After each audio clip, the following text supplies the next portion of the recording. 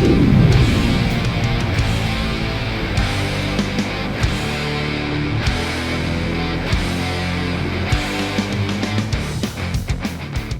back to Live With, brought to you by Species Nutrition. Visit speciesnutrition.com.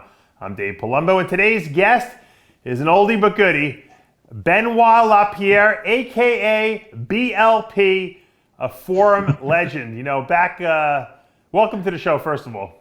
Thank you, appreciate it. You're back in the early 2000s, mid 2000s, when the forums and message boards were all the rage. You were a pretty well-known character on there, and from the muscular development forums to GetBig, and you were pretty much all over the place, bodybuilding.com. And one of the things I think that really, set you apart from other people is you were one of these guys that would talk about your steroid cycles. You tell everyone what you were taking, and back then you were taking a lot of stuff.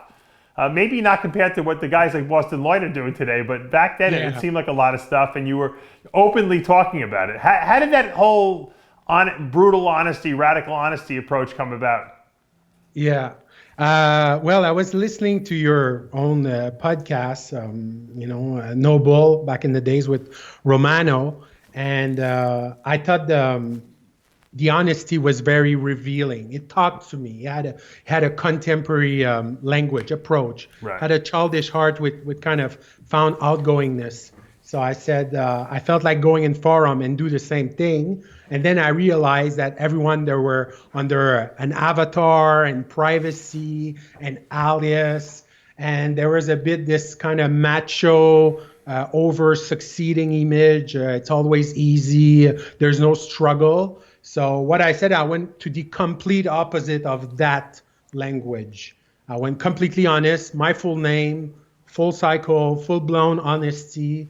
Back then it was a bit experiential, a bit gym rat, maybe nothing compared to the Boston Lloyd level. Generation always push further, it's part of the history. But because in Canada we're such a flexible state related to steroids law, I was able to be full disclosure. And because of that, it did attract a lot of people. And I won the GH15 Legion status. And once I won that Legion status, I felt I didn't really deserve it. I did deserve it as a hormonal activist, but I didn't feel I had the knowledge. So when I got that, it opened my eye. I said, you know what? You're going to deserve that title, and you're going to work for it. And that's when I started studying nonstop. Right. And you started studying about steroids and nutrition and supplements. And I know you became a coach, and you've helped a lot of athletes, in the Canadian, bodybuilding scene. And, you're still doing that to this day. But you were really obsessed with competing, and you were big on the anabolics. What was the biggest cycle you ever did back in the day? Biggest cycle, I would say maybe 3 grams a week. Of 3 what? grams a week. I would say. I don't know if it's a lot. For me, I look at it. I say, 1.2 testosterone is it's the upper limits, but to go below that is a bit risky unless you have crazy genetics and different answer. And I find that 350 masterons is a good range, at tolerable. Tren also, a bit of EQ, a bit of DECA. So it had up pretty quickly. I was a fan, not of high dosage. I was more a fan of multi-pharmacology that works well together. We're talking about Masteron once a week, Letrozole once a week, EQ once a week, Aromacin, since it's very good for joints, not too harsh, like as an anti-estrogen.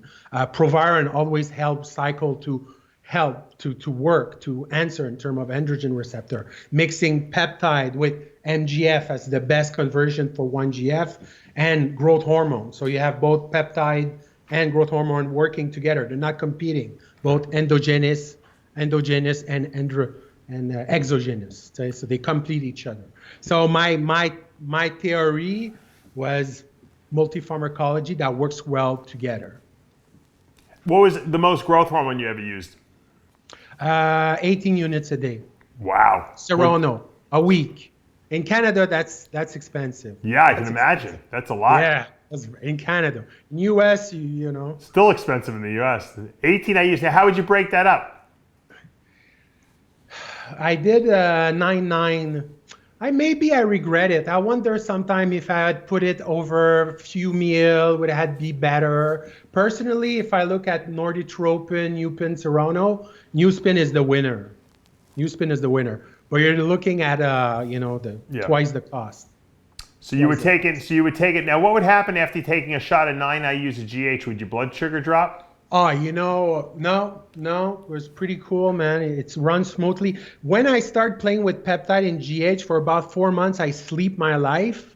But once I trigger it, because I didn't want to use T3, I felt that, I felt my TSH was fine. I just slept a lot, missing on life. But then once I'd adapt, I was okay. I was fine. Could function well. Took a while, though. How much muscle did you add when you added in 18 IUs of GH per day? I went from, let's say, steroids on stage at 183 overall in Mr. Windsor. And then 4 years after, I was 224, 4% body fat on stage. So, you're looking at, I don't know, maybe 42 pounds of mass within 4 years of extreme. I trained 18 years. Half of it was on, and half of that, 4 years and a half, was pretty moderate to extreme. And now I didn't take anything in 3 years. It took me about 2.5 years to get somewhat of a regular sperm count to make my girl pregnant. Right. It took a very, very long time, even though I did a lot of fertility, triptorelin. There's nothing I didn't try, HMG, HCG, etc., zinc, blah, blah, blah. Took a while. But I would say my health now, I would say I don't have the best libido, but we have a baby too, so it's hard to decipher where's the right libido and the wrong libido. But I feel pretty healthy. I feel pretty connected. I work with baby. I work with pregnancy. I will work in a very sensitive heart-oriented clinic. So sometimes you need to know hormones. Sometimes women are a bit depressed because they have low testosterone. You give them androgel and they feel awesome after. Are you working in a hormone replacement clinic now? No, I work as an holistic coach and I advise people. Okay. So I advise people in a multidimensional model. Yeah, biopsychosocial or holistic. Now you have a clinic you opened, is that correct? You what? You opened your own clinic, right? Yeah, I have my own. I have my own penthouse. I'm PhD doctorate in therapeutical approach. It happens because I had a pro bono clinic and I received thousands of people, and some actually work magically. And because of that, I had the psychologist order and the Collège des Médecins against me. So the spiritual center in Montreal, they give me two things. They give me interfaith ministry license to be a priest and do holistic care without any pressure, and a PhD as a gift. That's a pretty nice gift. You got 7 years of college given to you, and you got probably 5 years in the seminary. Well, I spent $210,000 in vacation. Cost me, yeah. So you're a priest now, and you're actually a doctor. Yes, absolutely. So I should be calling you Doctor BLP. Yeah, what's the PhD? I think you're not. I know, by but law you can say PhD, but not the doctor title. And I could actually also probably give you my confessions as well. Yes, the heart of confession. When people have this very precise listening of the heart, everything that comes, everything goes through. Now, you had a life-altering experience in India. I did too. I tore my quad in India, and it's still torturing me to this day. India hit everyone hard, but it actually improved your alignment. That's the way I see it. Yeah, it's funny. when I was shopping in the day I got to India, I bought a picture of Shiva, which is the god. A lot of people think it's the god of death. It's actually the god of change. And boy, did my life change after that. After I bought that picture, you call it. Yeah. Now, what happened to you in India? And what happened in India is this is at my biggest. I was about 284, and it was not an LT 284, and I try Ment, the steroids Ment, Yeah. not the Sharon cream, but the let's say the I don't like underground it. labs Yeah, I think it's version. junk. Yeah. Yeah, so that was not the greatest ID, and I went there to coach people as a personal trainer, and they had me the poster of myself on the wall in the gym. So it was like a little bit of moment of fame. And then they asked me this, like, can you come to my house? We'll give you food. And then my heart says no, but I didn't feel like saying no because they were so kind to me. So I said, I'll give it a shot. And then bang, right away, everything went downhill. Well, you I got was sick? in Mumbai, I was getting sick, and I was supposed to go to Mumbai. And I say, you know what, I'm just going to come back in Montreal. And I come back in Montreal. And when I come back in Montreal, when I'm home, I fall unconscious and I throw up 1.5 liter of blood. Oh my God. Yeah. What happened to you? What was wrong? Well, I talked to a few doctors and they say, in that consequences, it's like rolling the dice, is you live or you don't. So that's the conclusion of it. So I felt a bit dumb. I felt a bit, my ex-wife was in Africa when that happened, so I was alone. So I went to the endoscopy emergency, and they put a camera, and I was having the camera inside of myself for about 16 hours. I was looking and everything went fine, but that was the punch. That when I say, you know what, now it's all about health. So I went very deeply in neurology. Yeah, but do you think that was from the food you ate in India, or do you think it just would happen to be coincidental that something happened while you were in India? I think I misread the end of the bodybuilding. Somehow there is something like, you want more, but you can't anymore. And I don't know, it was a blessing. It's a kind of sickness that was a blessing. I don't have any regret. But if I was mature enough and going backward, I will say, okay, this is enough, Okay. So and I think that's what I want to say is when you plan bodybuilding and you're young, you plan 10 years ahead, you organize your finance to be handling bodybuilding life for 10 years, and then you hang up. I find that the 10 years have enough time to be natural, to experiment with steroids, and then go slim, GH, etc. So that's how I see it. Now that you're clean, so to speak, do you take anything? Any hormone replacement? I'm not taking anything.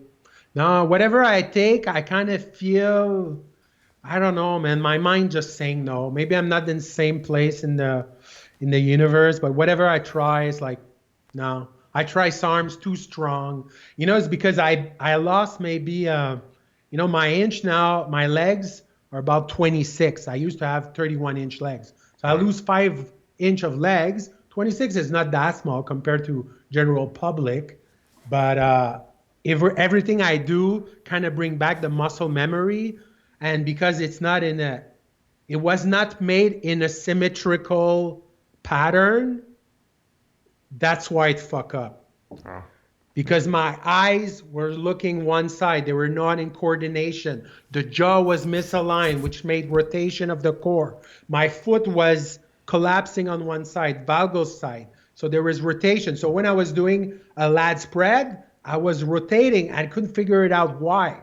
And when I went onto the neurology model, I could understand it. What's the neurology model? Explain that. The neurology model is the eye modulate horizon and how you stand. And so what could you, like if I came to you and said, I don't feel right, what would you do for me? Well, we look at the eyes. We look if your shoulders are symmetrical in terms of your arm extension. Right. Are you okay the way you see? That's the question.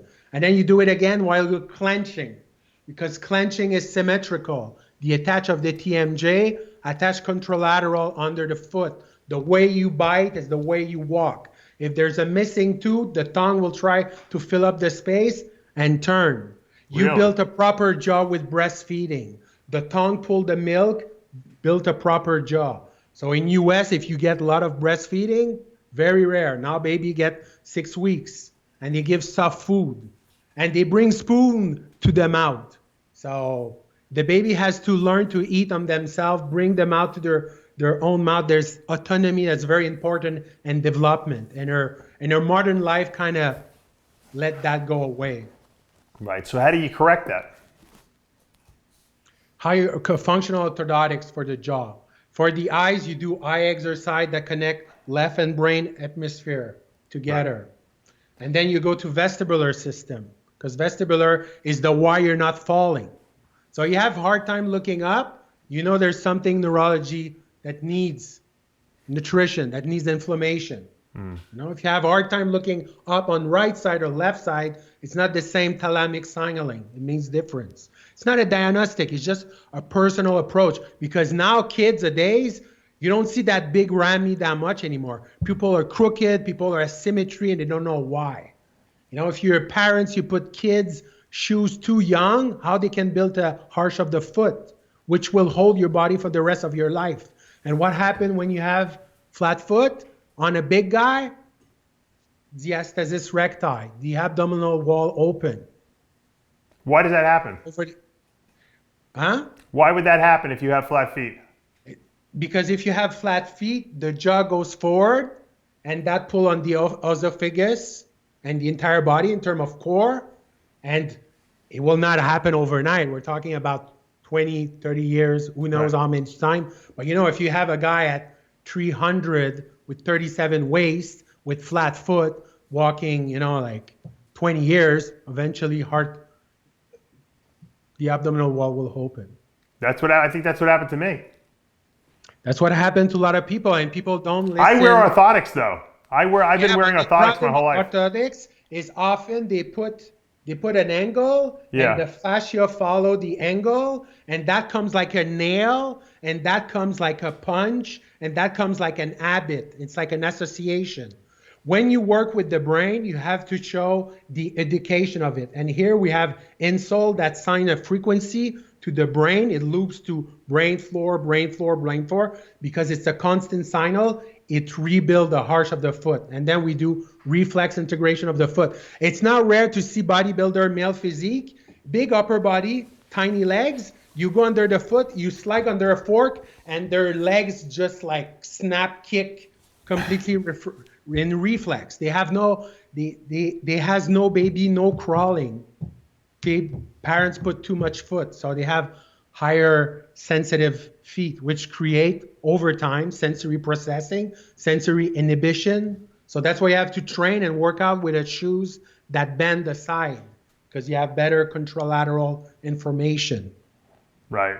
I've worn orthotics my whole life because of my flat feet. It affected my athletic performance. But I will send you insole. All right, yeah, definitely. So these are interesting things. I'll send you the top insole that exists in the world. It's been studied in France over 40 years. Really? What is it called? It's a posturology insole. What is it called? Posturology insole. Okay. There's frequency. It's frequent. Everything is frequency. Right. So they find the frequency that diminish the oscillation of the body. How do they assess you for what you need? What do you mean? How do you get assessed? In other words, how do you get fitted for the right type of But the brain works with sensory information, so everything that comes together. So eye, ear, mouth, foot, reflex. Then you look at coordination, left-right coordination. Right. You'd be surprised how much big guy cannot even crawl on 4. They don't have the right pattern. They don't have the synaptogenesis, the neural learning of crawling. So it's coming. You see it a bit in powerlifting, and eventually we'll reach bodybuilding. Right. And you're doing this at your clinic? I do that in my clinic. Yeah, it's advice concealing, because let's say like Stanfording that talks about the CPAP, like the people that have sleep apnea. Right. But sleep apnea is a machine that forces the air into it. It works, but the brain doesn't learn. It's a bypass. If you have a mouthpiece where your tongue's on the palate, you're allowed for brain oxygenation to pass by the nose, because the nose and sense of olfaction connected to limbic system, emotion, and the microbiome of stomach, where all the neurotransmitters are made. Right. So if you don't breathe properly, you will deplete zinc very fast, which will contralaterally speaking, in terms of diaphragm, give a very weak psoas. You will see a guy 220 pounds, you'll test his psoas, you give 5 pounds push, and he kind of hold it. So you know you need a mouthpiece. Functional orthotics. Do you think that most people should sleep with mouthpieces? I think everyone that grinds, everyone that mouth breathe is not good. It's not optimal. Where do you get one of these made? Where's the right place to go? Where's the right place to get functional orthotics that consider a neuromuscular model. You have to look. There is not that many. That's very, very in the now, very contemporary. Can dentists make these mouthpieces? Dentists, they look at tooth.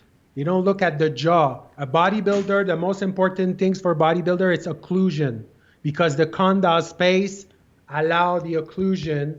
And when you bench, if the jaw is aligned, you will bench like this, or the head will turn. Right. You see that often on beginner. It's like, right. I don't know why I turn each time I bench. Well, it's because either your jaw, either your ear, and either your eye.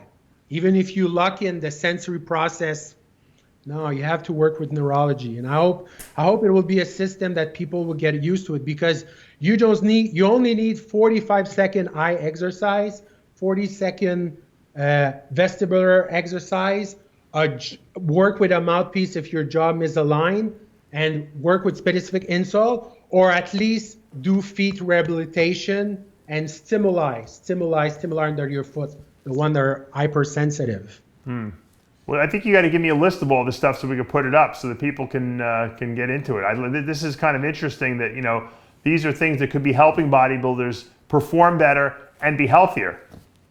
Exactly, because growth hormone needs symmetry. Growth hormones, if you're asymmetrical, there's inhibition, and that's molecular cells automatism. It's just part of nature. Women are more symmetrical when they're in ovulation, when they can reproduce. The universe expands symmetrically. In the DNA, there's symmetry, so it's part of the world. And I will not mention all this, you know, to anyone, but bodybuilding is the only sport that cares for symmetry. No one cares about it. You know, even Usain Bolt didn't have the most even legs, and he did very well, but he injured himself eventually. So. Well, you know, I think we all noticed asymmetry. I mean, I'm noticing as I'm getting older that like my spine is turning a little bit, and you know, I'm trying to combat the effects of aging, and so some of these techniques you have might be of benefit to especially the aging bodybuilder. In USA, it's called the Carrick Institute. That's very close to functional neurology. It's more of a chiropractic. I'm more in the holistic school, right. But it's very easy to find Carrick Institute practitioner, functional neurology that are chiropractic that work within a functional medicine model. It kind of look like what I do, but me, I'm in the holistic spiritual side of it. We work more about, we don't really care about research, we care about creating magic, create intimacy, create connection. Right. How do people get in touch with you if they would like to get involved in some of the stuff you're doing? Well, for now, me, I'm on Facebook. I like the Facebook. You know, my fan club was enormous in the sensationalistic days. And when I start talking about neurology, it went maybe to 5 people, and then it started growing and reconnecting. But, you know, I won 2 pro card. I'm prepping athlete for Toronto Pro. And I'm working one half of the day with women and pregnancy and baby. And the other day, you know, I do the bodybuilding stuff because it's part of my nature. But, you know, triptorelin was good for PCOS. Triptorelin was good for many women that has hormonal issues. So sometimes it's good to work with peptide, you know. Do you still sell peptides and SARMs? No, not anymore. I did my money, I would say around maybe like 10 years ago. Yeah. So yeah. You were one of the guys in the beginning who were doing it then, right? I was yeah. We, you know, back then, no one knew peptide. No one, even me, I didn't even know what was the name of it. I just call it peptide, and then it kind of bloomed. Right. So right. That settled my life, and that's why I was able to open a pro pro bono clinic. I've never been, even the athlete I'm prepping, I don't really charge them. So you don't charge any money for these people who come to the clinic? I would say it's one person free, one person charge. One person free, one person charge. Right. I choose my bodybuilder. I choose bodybuilder that has potential, obviously, but people that just need a bit of mastery, just a little bit of help in tweaking some stuff, like electrolyte balance, oxygenation, growth factor, synaptogenesis, mindset, performance, looking at the whole spectrum, how you breathe when you sleep, how you stand, how you move, how you walk. Someone that walks more wide, has gait ataxia, is more sensitive to carbs, so we reduce carb. We want his legs to have a narrow stance, even if it's a bigger guy. Yeah. Well, it sounds like you're doing some interesting stuff over there, and it's groundbreaking in the sense that there's not a lot of people doing it. So I'd like you to definitely keep us updated on what you got going on, and if you want to, do some more of these shows, educating people how they can maybe do some of these exercises to get themselves back into alignment. Exactly, my friend. That's how it works. Well, it was great talking to you. I'm glad you contacted me and filled us in on what you got going on. Can we expect? It's a fun life. We have a baby. The baby goes from left to right on the first day. He creep himself skin on skin on the baby, and that built left and right coordination. So those are the premier athletic performance. You don't take a baby and bring right away to the breast. And we're conscious parenting. We sleep with the baby. We sleep close. Why do we sleep close? Because when you sleep close, the vagal nerve is more mature. There's better breathing. There's better growth hormones. So if you want big Ramy baby, you have to sleep with your baby. My son's pretty big already. I don't know. He doesn't need any more size on him. Don't trust any tool, any electronics. Don't help him walk. Be there, be protective, be loving, but let him crawl, let him explore, let him barefoot. Don't over put clothes. Don't carry them all the time. Not in no television, just pure nature toys that react like nature. Right. It's conscious parenting. It's how you build future bodybuilder. Right. What about, how do you get them to speak a little bit? My son is a little, he doesn't speak as well as maybe some of the kids his age. He's a little behind. So because the developmental motor in terms of infant development goes to language, but language is an upper. So you have to go either biochemistry, nutrition. Right. That's sometimes, you just get rid of sugar completely. Yeah. Well, intermittent fasting on kids. Yeah. Respecting, all about health, but developmental motor pattern will help tongue functioning. But you have to look at the palate.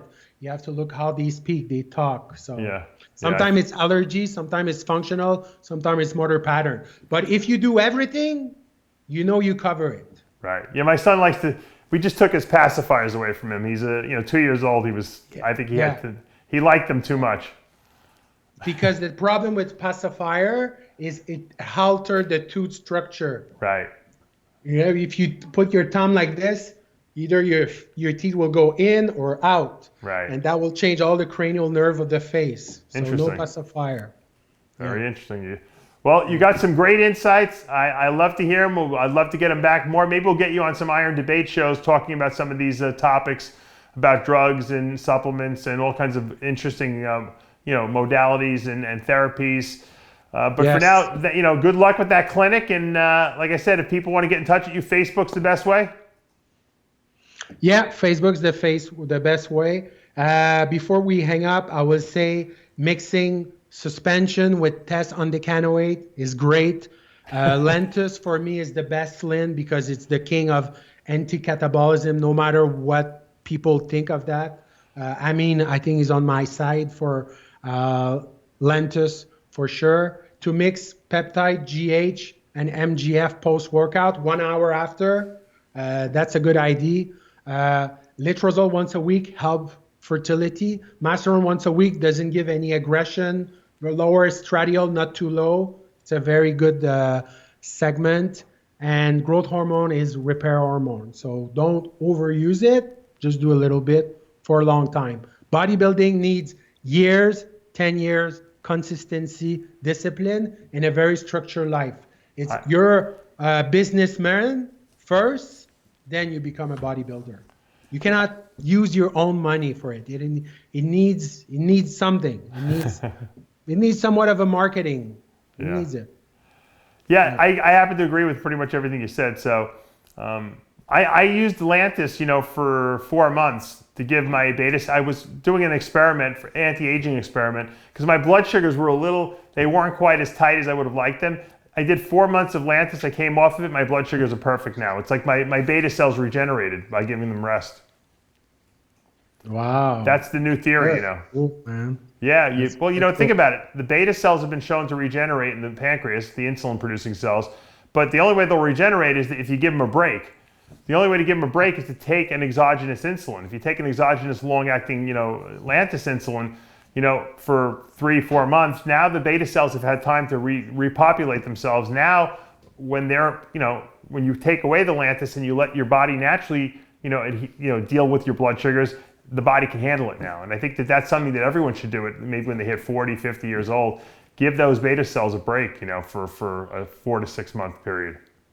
Yeah, the microbiome need diversity. The microbiome need color, different color. You eat rainbow, veggies, organic, often local, Brazil nut and mango taste good, but it's maybe not what your parents eat. You stay in that kind of prenatal environment for your optimal performance. Because look at Calum, you talk about it, he just slip his quad just standing on the rocks. The guy is very big, very huge, and it's just break like that. So it shows like weak brain, weak bone.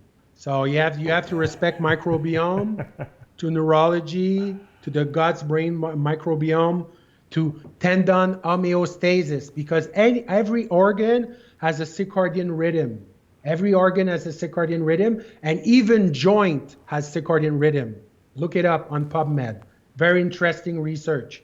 So when you do intermittent resting at night, then your joint recovers better. So if the guy sleep or party till 5 a.m., party, overdo anti-estrogen, don't care about his microbiome, just rely on drugs to keep himself lean, bang, you have geriatric tendon. Interesting. Well, interesting stuff from Benoit. Thank you, man. LaPierre. You're like the original Louis Marco with the accent and everything like that. Except you got a lot more knowledge at your disposal. Thank you, my friend. Thank you, my friend, and have a great one. And thanks for joining us. And that's going to take us to the end of another episode of Live With, brought to you by Species Nutrition. I'm Dave Palumbo, and we'll see you next time. Thank you, man. Merci.